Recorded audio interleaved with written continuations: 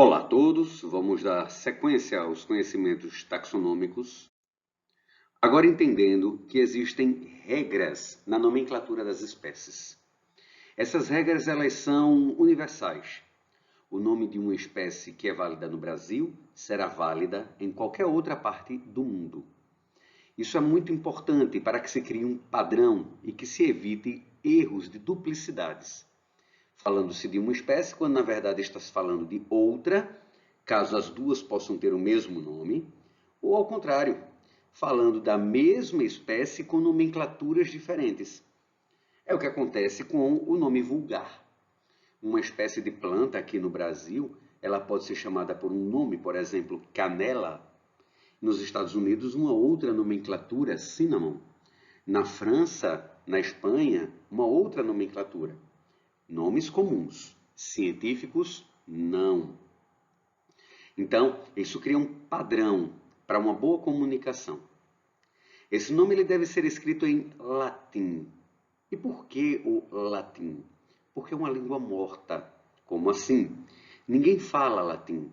Você pode ler latim, você pode até pronunciar o latim, mas não há conversação em latim. Consequentemente, não há neologismos, não há palavras novas, não há gírias, não há novos significados para um termo. Os termos são os mesmos há vários anos. Observe que isso não acontece com o português, que de tempos em tempos, por exemplo, pode-se utilizar uma palavra nova para designar uma pessoa amada. Broto, garota, crush, ou sei lá o que, né? Então, isso pode variar bastante numa língua viva, dinâmica, em que as pessoas conversam no dia a dia, mas não acontece no latim. Esse nome deve ser sempre formado por duas palavras. O nome de uma espécie nunca é uma palavra só. São sempre duas palavras, em que a primeira fará referência ao gênero a qual essa espécie pertence. E a segunda fará referência ao epíteto específico. A palavra epíteto quer dizer apelido, né? Alcunha específica. Então eu poderia dizer que neste exemplo, Pulex irrigans, que seria a espécie da pulga, Pulex seria o gênero e irritans seria a espécie? Não. O correto. Pulex é o gênero. Pulex irritans é a espécie. A nomenclatura ela é binominal. O nome da espécie é formada pelas duas palavras. A primeira identifica quem é o gênero e as duas identificam qual é a espécie. Esse gênero deve ser sempre escrito com inicial maiúscula. Sempre. E o epíteto específico deve vir com inicial minúscula, exceto quando em homenagem a nomes próprios. Então, o nome de uma pessoa, o nome de uma cidade, eu poderia colocar então Pulex Brasiliense, fazendo referência ao Brasil, poderia vir maiúsculo. O exemplo mais comum, Trypanosoma cruzi, é o exemplo clássico. Trypanosoma é o gênero.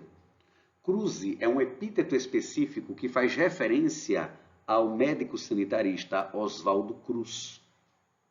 Inclusive nome de um hospital aqui em Recife. Então, esse Cruz, por ser nome próprio, pode vir maiúsculo, dando o nome da espécie Trypanosoma cruzi com as duas palavras em maiúsculo. O nome deve estar em destaque no texto.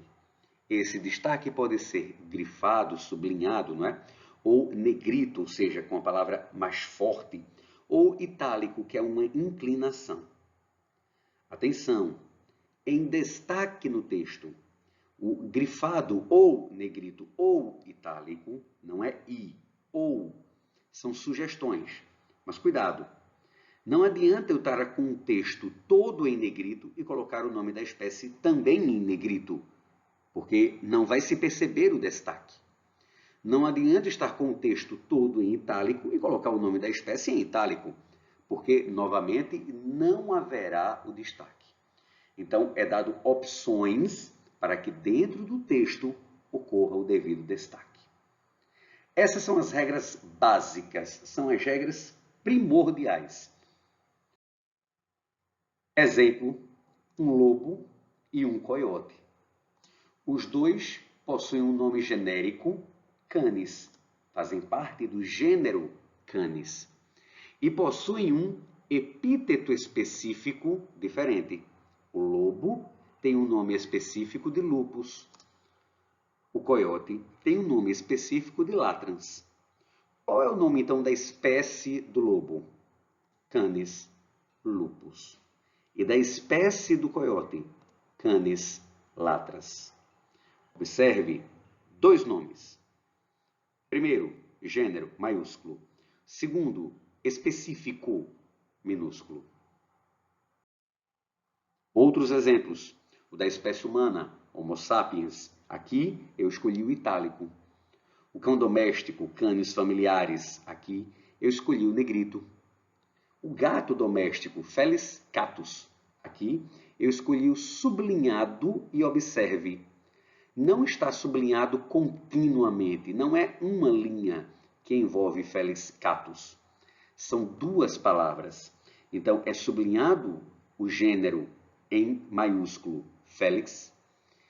O espaço não é sublinhado. E o epíteto específico, catus, sublinhado novamente. Depois, para o sapo, milho, batata inglesa, bananeira e coqueiro, eu escolhi o itálico porque é a forma mais usual. Então, mais comumente você verá em itálico.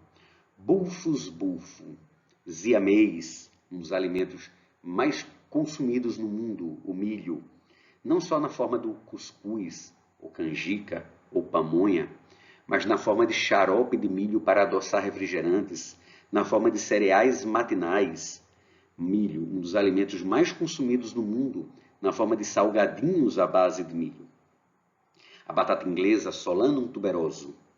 A bananeira, que poético, musa paradísica. O coqueiro, Cocos nucifera. E por aí vai. Outras regras de nomenclatura, um pouco mais específico. Nem sempre você encontrará essas situações. Ela diz quando da existência de uma subespécie.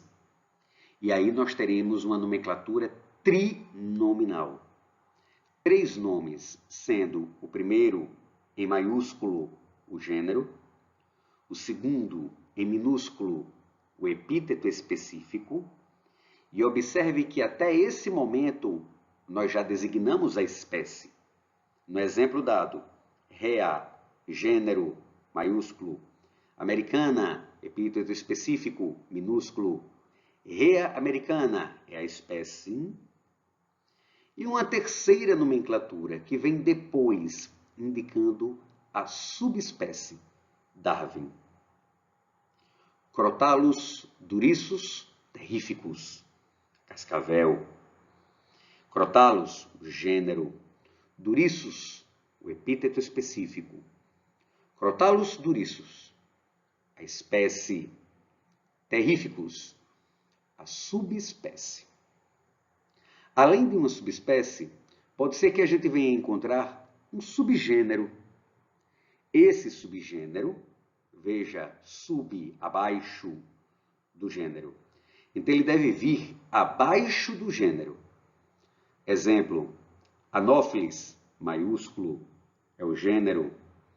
Entre parênteses, também em maiúsculos, Nyshrhynchus é o subgênero.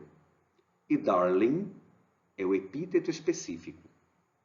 Nome da espécie, Anopheles darling. Há um subgênero.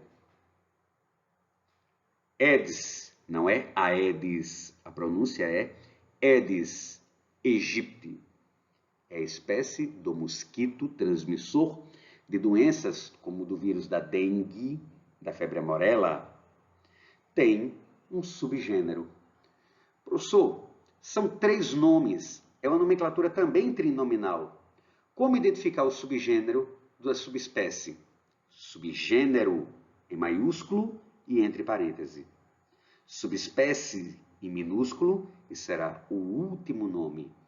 Subgênero ficará entre o epíteto genérico e o epíteto específico. Última regra. O nome do autor e o ano da descoberta deve vir depois da espécie, normalmente nos trabalhos científicos mais sérios, para que ocorra justamente a lei da prioridade. Então, se Vieira et al. Ele publicou um trabalho em 2010, descrevendo uma espécie de fungo, e depois Miranda e companhia descreveu a mesma espécie de fungo. Em 2015, prevalece a descrição de Vieira, que fez primeiro em 2010. E o trabalho de Miranda, professor, de 2015, ficará perdido. Ele não fez uma boa pesquisa bibliográfica para perceber que aquela espécie já havia sido descrita há 5 anos. Vimos o conceito de espécie, conjunto de indivíduos semelhantes capazes de reproduzir, gerando descendentes férteis. Mas quando indivíduos que não são da mesma espécie são capazes de reproduzir, normalmente esse descendente não é fértil. É um descendente estéril, que é chamado de híbrido.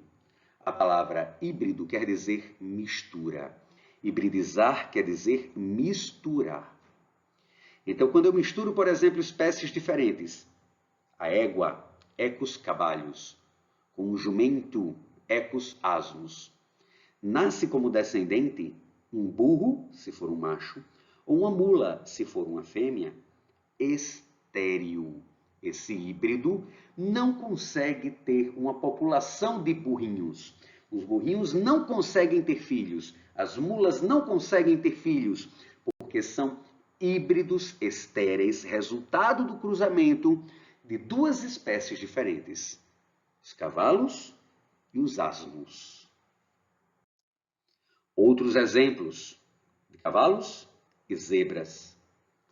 Outros exemplos de tigres e leoas, formando o ligre. São híbridos estéreis. Ok? Voltaremos depois do carnaval. Até mais, pessoal!